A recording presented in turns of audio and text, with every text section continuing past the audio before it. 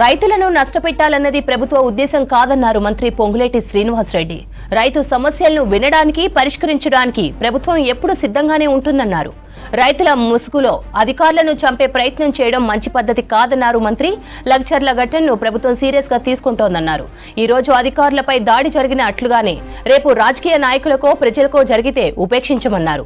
జిల్లాకు first magistrate గా ఉన్న కలెక్టర్ పైనే హత్యాయత్నం చేయడానికి కుట్ర పన్నారన్నారు. అధికారుల మీద దాడి చేయడం అంటే మన మీద మనం దాడి చేసుకున్నట్లేనన్నారు శ్రీనివాసరెడ్డి.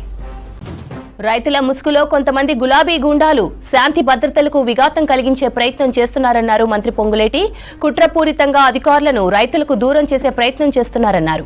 గులాబీ గూండాల కుట్రలను రైతాంగం అర్థం చేసుకోవాలన్నారు మంత్రి. ప్రజలను కాపాడుకున్నట్లే అధికారులను కాపాడుకోలేకపోతే పనిచేయడానికి ఏ అధికారి ముందుకు వస్తారని ప్రశ్నించారు. బీఆర్ఎస్ ప్రభుత్వం అధికారంలో ఉన్నప్పుడు ఇలాగే చేశారా అని ప్రశ్నించారు.